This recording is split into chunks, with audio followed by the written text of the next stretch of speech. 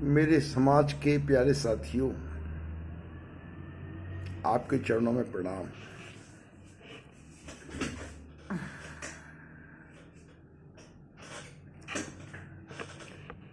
एक लंबे समय से देखा जा रहा है कि सदगुरु ने जो मिशन शुरू किया था, आध्यात्मिक मिशन और मानवता की सेवा का मिशन,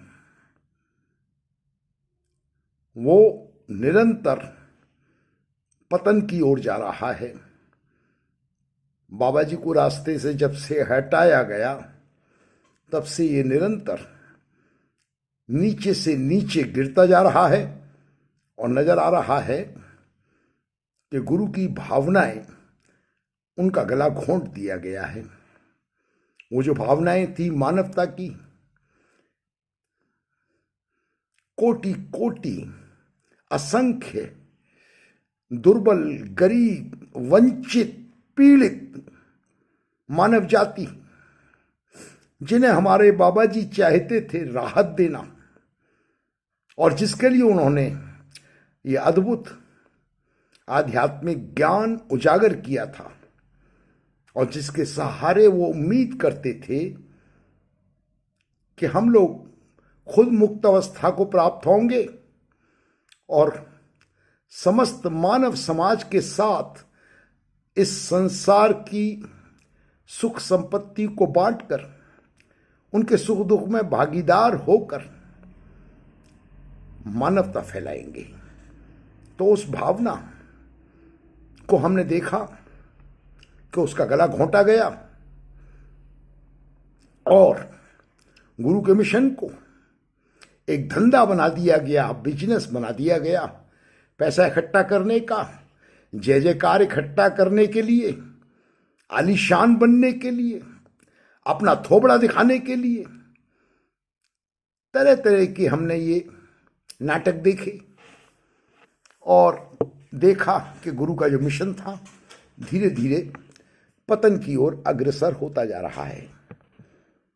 एक लंबे समय से मैं जिन लोगों के संपर्क में हूं, वहां एक प्रश्न उठता है बार बार कि ज्ञान तो ठीक था, ज्ञान तो सही है, मगर भक्ति नदारद है, भक्ति का कोई अता पता नहीं है। क्या करें? क्या लगातार पर्चियां कटाए चले जाएं?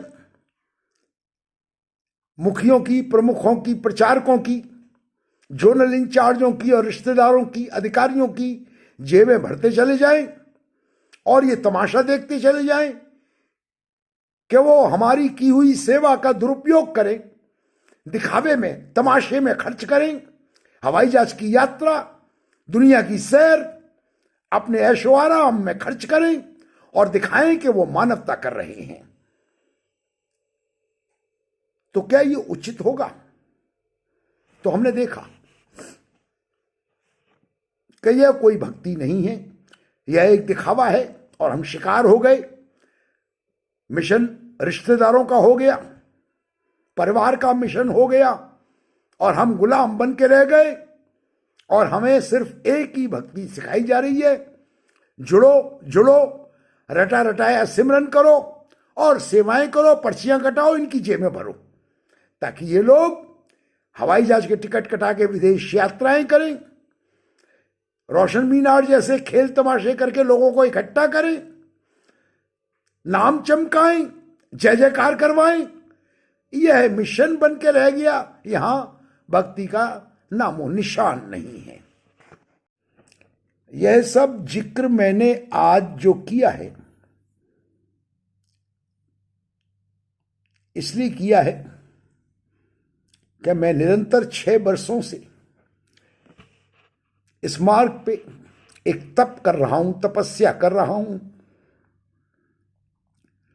और विश्वास करिए, जब कोई व्यक्ति तपस्या करता है तो उसे परमात्मा की तरफ से संकेत मिलते हैं, संदेश मिलते हैं।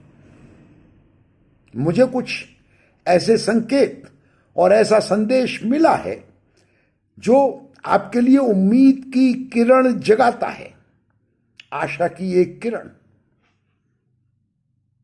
और मैं जानता हूं कि बहुत से लोग मुझे मेरी बात सुनने के बाद पागल कहेंगे। मैं धन्यवाद दूंगा उनको और कहूंगा कि वो सही कहेंगे कि मैं पागल ही हूं।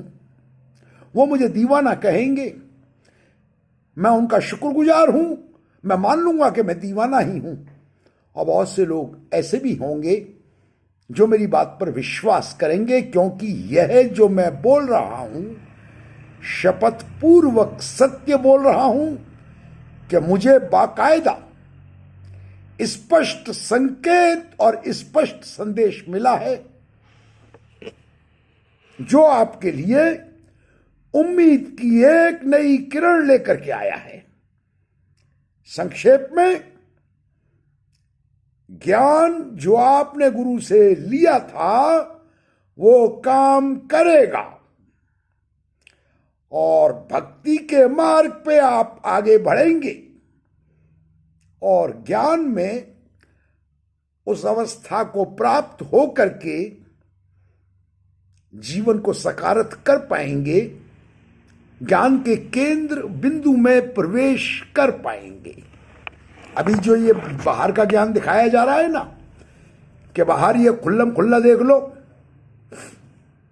और जुड़ो और सिमरन का रेक्टिफिकेशन करो, ये वो मार्ग है ही नहीं और ये मार्ग गुरु के बगैर मिलता भी नहीं। खैर, मैं अपनी बात पे आता हूं।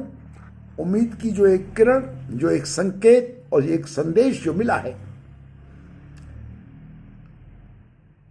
आपके काम आ सकता है। निराश ना हो, भक्ति फिर आरंभ हो सकती है, हालांकि अब थोड़ा स्वरूप बदलेगा।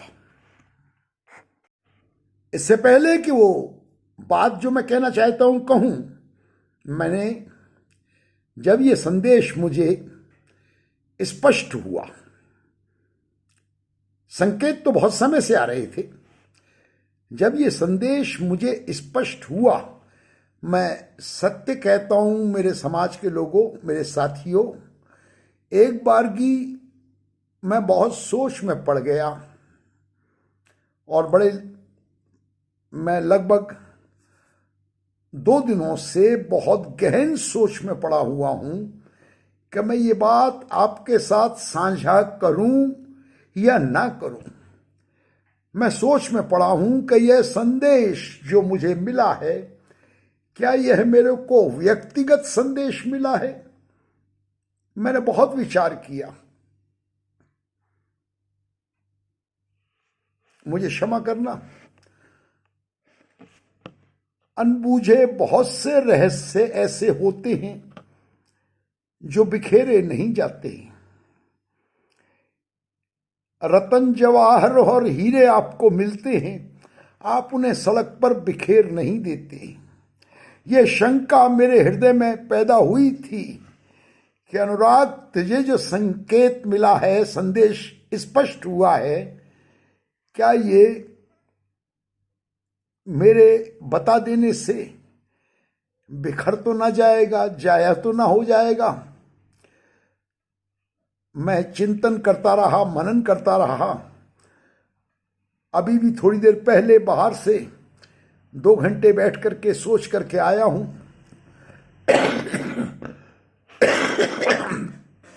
और इस निर्णय पे पहुंचा हूं कि मेरा मुझ में कुछ नहीं, मैं गुरु का अदना सा सेवक हूं, अपनी साथ संगत का साथी हूं। यदि मुझे कोई संकेत या संदेश मिला है तो मैं नम्रता पूर्वक अपने सदगुरु की साथ संगत तक पहुंचा दूं। न जाने कौन मार्ग पा जाए, कौन रास्ता पा जाए, न जाने किसका कल्याण हो जाए।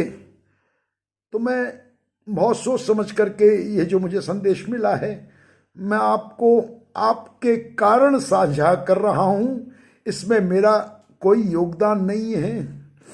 मुझे इसकी एवज में आपसे कुछ नहीं चाहिए, मैं इसकी एवज में आपसे कोई आशीर्वाद जैसी वस्तु भी ना मांगूंगा। ये संदेश मैं ये समझ करके कि मेरे सदगुरु ने जो मुझे दिया था, शायद इसलिए कि ये आप तक पहुंचे कि आपका बंधा हुआ मार्ग खुल जाए, यह सोच करके आप तक पहुंचा रहा हूं। इसमें मैं आपको स्पष्ट कर दूं, मैं कोई फरिश्ता नहीं, कोई पवित्र आत्मा नहीं, एक बहुत साधारण इंसान हूं। बस एक बात सत्य है कि पिछले 6 बरस से मेरे रोम रोम में सिवाय हरदेव के और कुछ नहीं है। मेरी सांस सांस में हरदेव के सिवाय कुछ नहीं रह गया। बस इसके अलावा मेरे पास न कोई पुण्य है, न मेरा कोई कर्म है। मैं अदना सा सेवक, वो जो संदेश मिला है अब अगले भाग में वो आप तक स्पष्ट रूप से पहुंचा रहा हूं। 36 बरस तक अपनी लीला से इस संसार को निहाल करने वाले मेरे सदगुरु बाबा हरदेव सिंह का शरीर जब छीना गया तो निश्चित था कि परमवेत्ता, ब्रह्मवेत्ता, साक्षात ब्रह्म का वो स्वरूप ज्योति ज्योत समा जाता, ब्रह्म में लीन हो जाता। ऐसा ही समझा गया और ऐसी ही घोषणाएं की गई। मैं निर्विवाद रूप से कहता हूं कि सदगुरु बाबा हरदेव सिंह सक्षम थे कि जन्म मरण के इस चक्र से हटकर मोक्ष मुक्ति को स्वयं प्राप्त हो जाते। वो जीवन रहते ही मुक्त थे, मगर मैं शपथ पूर्वक कहता हूं, बाबा हरदेव सिंह ज्योति ज्योत नहीं समाये हैं। बाबा जी ब्रह्मलीन नहीं हुए। बाबा जी सूक्ष्म शरीर धारण करके इस वातावरण में अभी जीवित हैं। इस मरते शरीर का एक जीवन होता है और एक जीवन सूक्ष्म शरीर का भी होता है। मोक्ष और मुक्ति तो उन सब के पार की वस्तु है।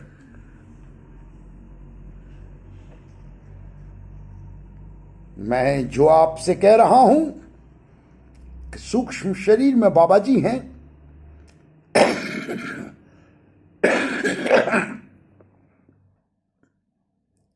तार्किक लोगों का ध्यान इस तरफ जाता है कि समस्त ब्रह्मांड का मालिक जो ब्रह्ममय था,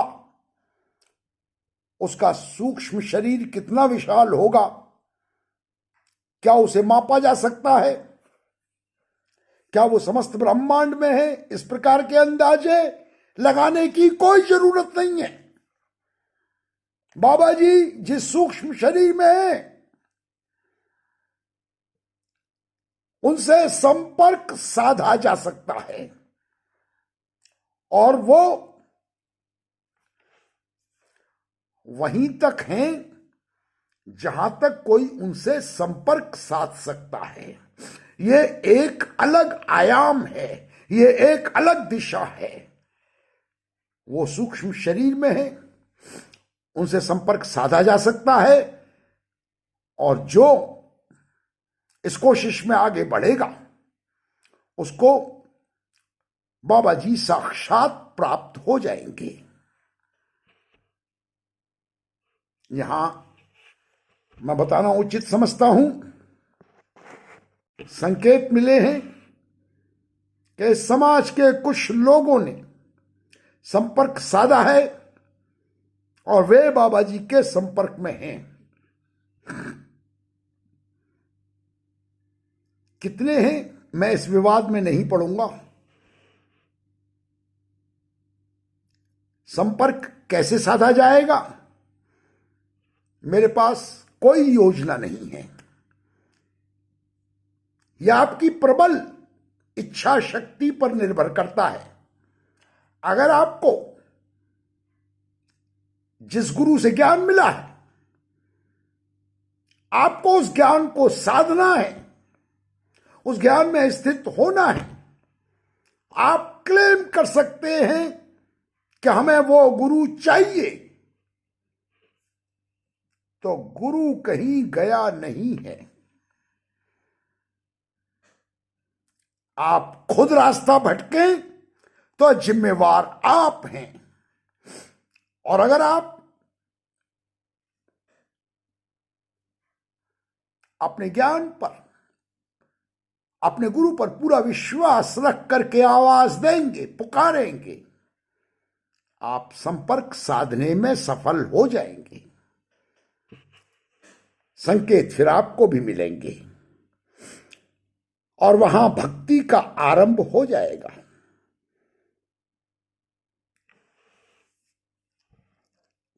इस विषय में इसलिए भी आपको शंका नहीं होनी चाहिए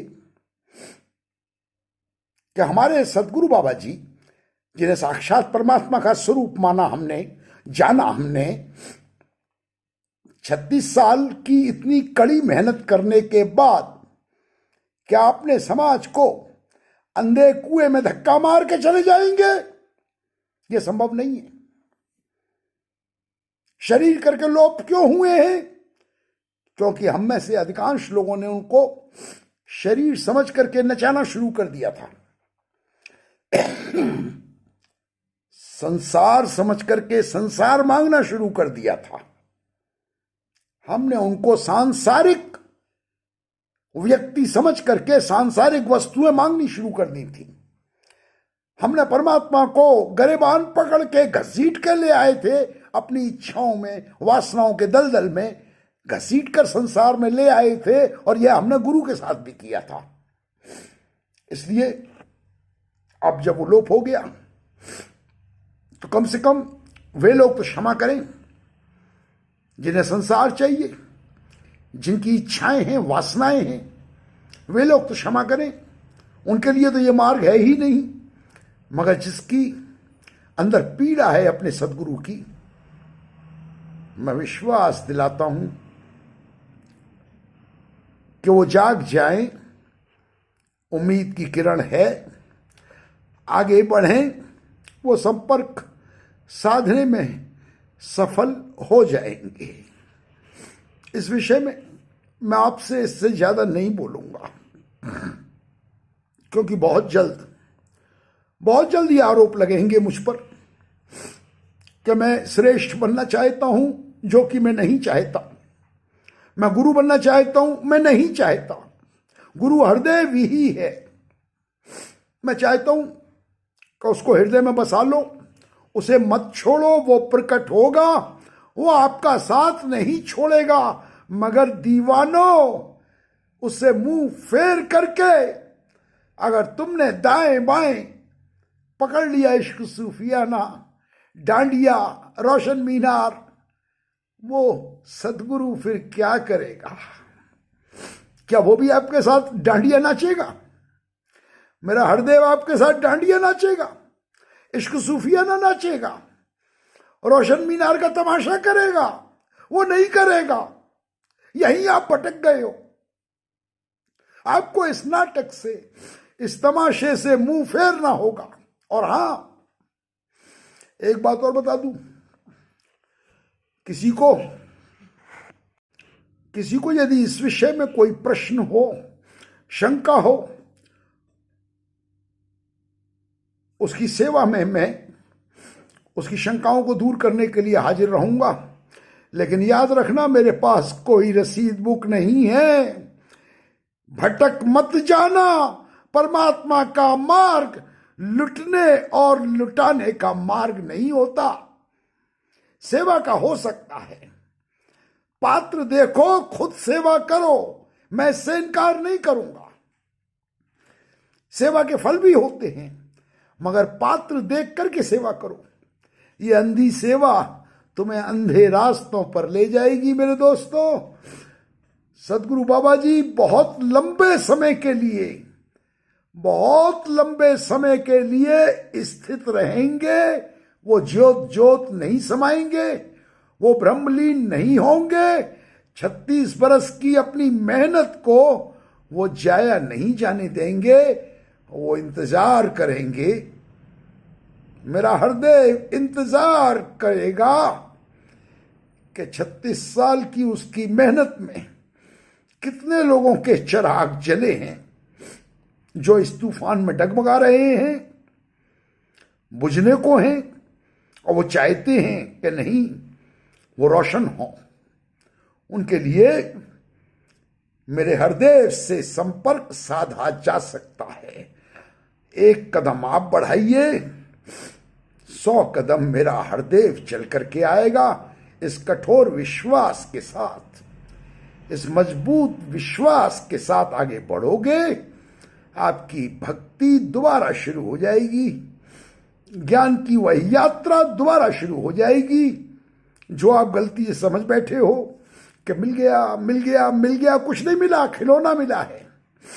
ये यात्रा शुरू करनी थी, वो टूट गई है, वो फिर शुरू हो जाएगी।